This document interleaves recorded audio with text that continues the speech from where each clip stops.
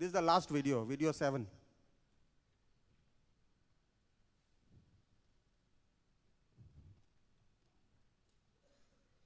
Yeah, you manage it from there. I'm not doing anything. I'll tell you what, why don't you go back to the original file and just pick up the video and play it directly from the file. Video 7.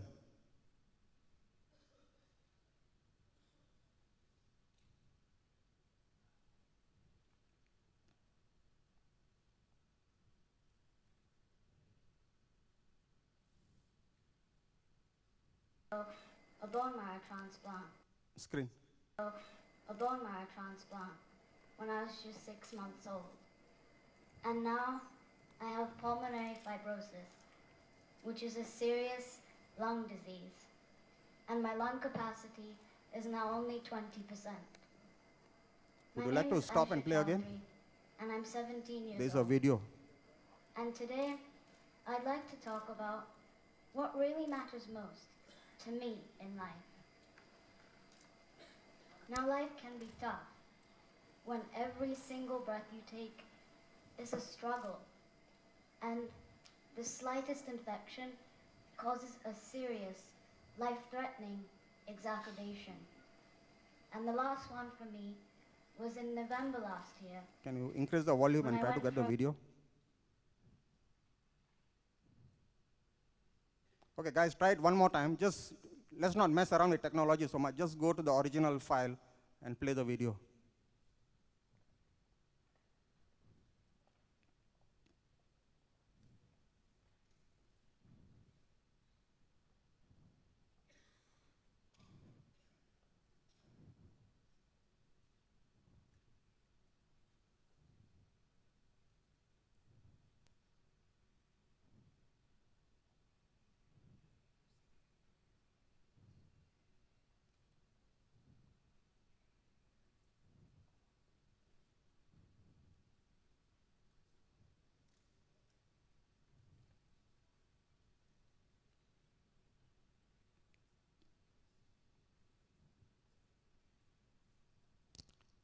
So 1 more minute and then we'll give up.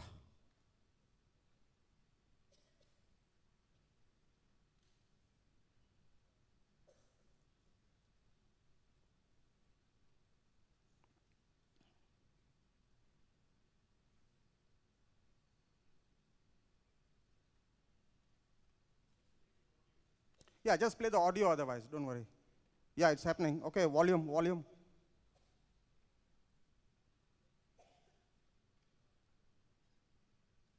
Just play around with the audio now, don't do anything to the video. Volume. Oh gosh. My name is Aisha Chowdhury, and I'm 17 years old. And today, I'd like to talk about what really matters most to me in life. Now, life can be tough when every single breath you take is a struggle, and the slightest infection causes a serious, life-threatening exacerbation. And the last one for me was in November last year, when I went from being able to walk around freely and go to school to suddenly being bedridden, unable to turn over in bed without getting out of breath. And I must confess that I did wonder if I was going to die. And I would have sleepless nights, just thinking, tossing and turning, with this idea that soon I may be gone. And if that's going to happen, what's the point of anything?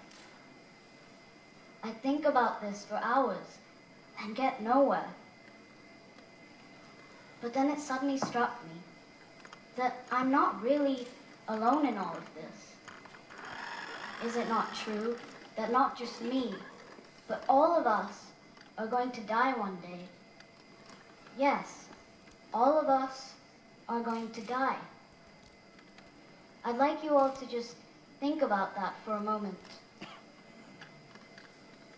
In the next 100 years, all of us sitting in this room today will be gone, just at different times, some sooner than the others. So then, if death is the ultimate truth, what should really matter most in life?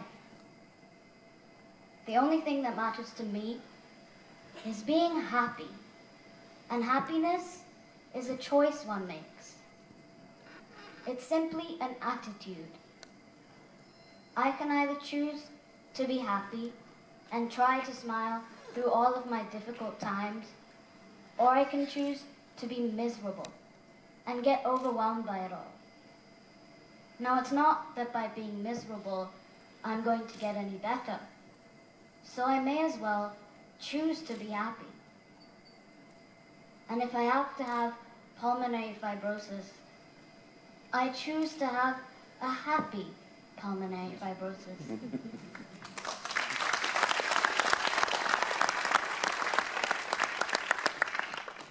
Now, I'd like to share with you a few difficult moments in the recent past where I've chosen to be happy. This year, I was quite unwell, and I had to undergo several medical tests. And one such test was a sleep study, done to check if my oxygen levels were okay when I sleep. And this picture was taken right before the study. And you can see that I'm almost trapped in a bunch of wires, some stuck to my face and some to my body, to monitor my heart, my brain, and my breathing. Despite all of this, I'm still smiling because I refuse to let this illness get the better of me. I just won't let it. And I chose to find humor in observing the man who was doing my sleep study. I couldn't help but laugh at the way he would just put up his own feet on my bed and go off to sleep himself, snoring away. And this obviously made it difficult for me to sleep. And maybe that's why my results were so bad. How ridiculous, I thought to myself. Later that month, my family and I had to go to England for a full medical checkup. And the days were filled with long, boring medical appointments, talking about lung transplant, and what seemed like endless amounts of tests. This is a picture of my brother and I, just after I had spent one long day at the hospital. But guess where we were headed in this photo? To see a Broadway show in London, and it was fabulous. I was able to put the trauma of the day at the hospital behind me, and I still managed to find the will and the excitement in going out for a play and spending quality time with my brother. I believe that it's important to create many happy memories so that we can try to wipe out the sad ones.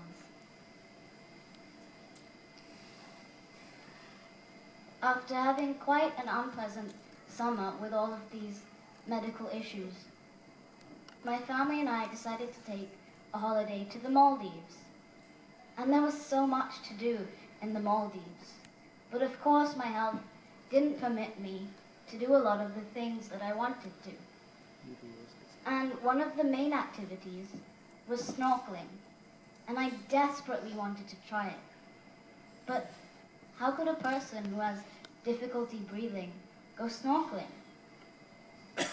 Well, in this picture, you can see me in my snorkeling gear right after I'd popped my head out of the water after seeing the most beautiful, vibrant colored fish. But now I'm not going to lie, I did only dip my head in for a second, but I did what I wanted to do. And that moment for me was worth everything.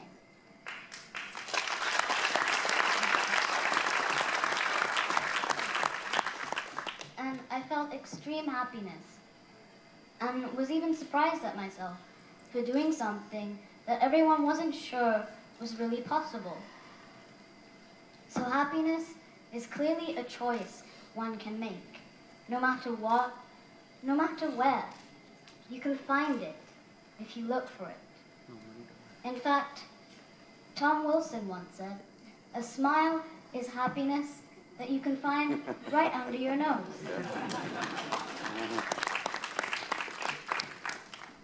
I feel that happiness is also doing what you truly love. And for me, my love is for art, simply because it allows me to express myself in such a beautiful and unique way.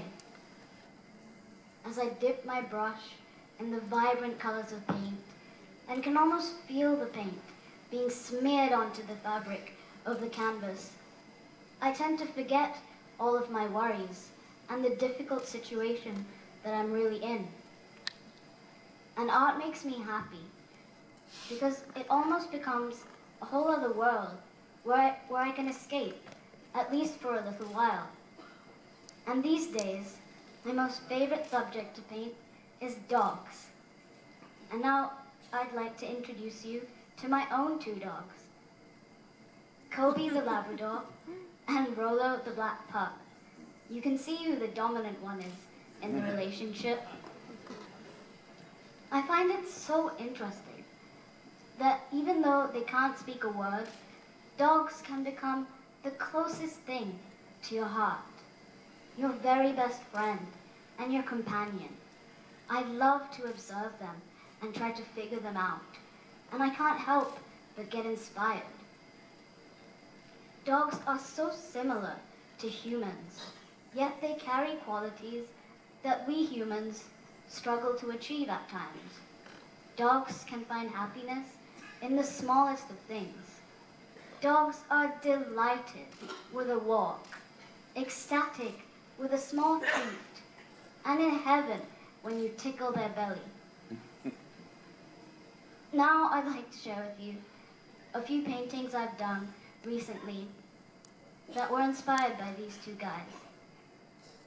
The first one is of Kobe, and it's capturing a snapshot of my everyday life, just lying on my bed and watching movies, just as I love to do.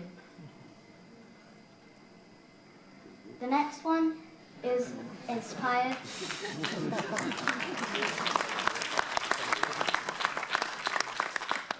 it's inspired by my gorgeous pug, Rolo, and the legendary rock band Guns N' Roses.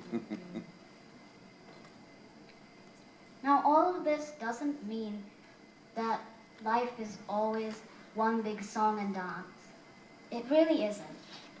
Of course, there are days when I feel extremely down, where I feel like simply curling up into a ball and just giving up.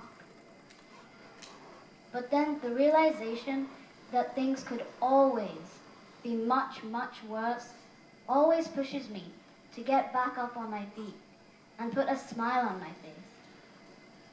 I could have easily been born into a family that wasn't as loving and caring as my own. So I thank God for the family that I have. And I know for a fact that there are children out there who are much less fortunate than I am. And although I have this disease, I'm still grateful that I can walk around and do what I love to do. So, happiness is an attitude. Happiness is doing what you truly love. And I feel that happiness can only come from acceptance. I accept who I am. I accept where I'm at. And I accept the challenges that I'm battling with today. And I'm even more determined to make the most of this wonderful gift of life that God has given me. As Anderson once said, enjoy life. There's plenty of time to be dead.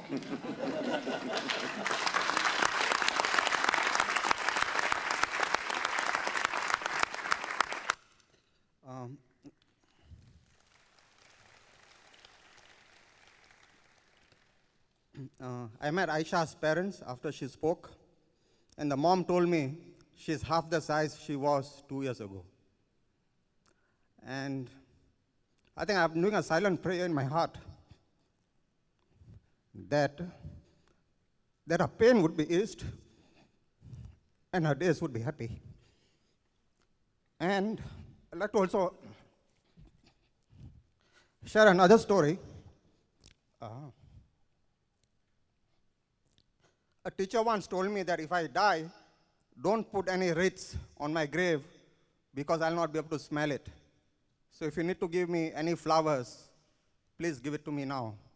And I lost my dad to this disease last year. Thank you.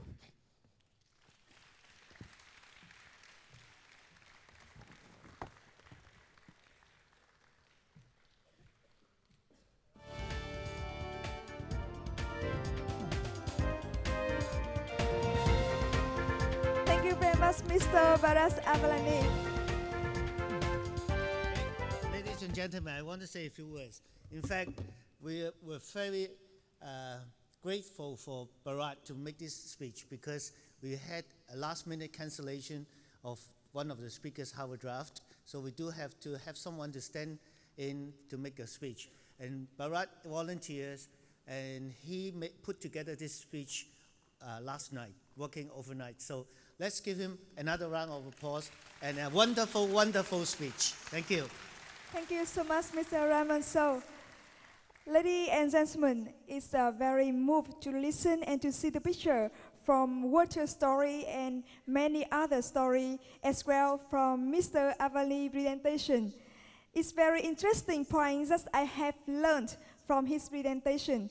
Every occasion in life can be categorized as well a good time and a good story.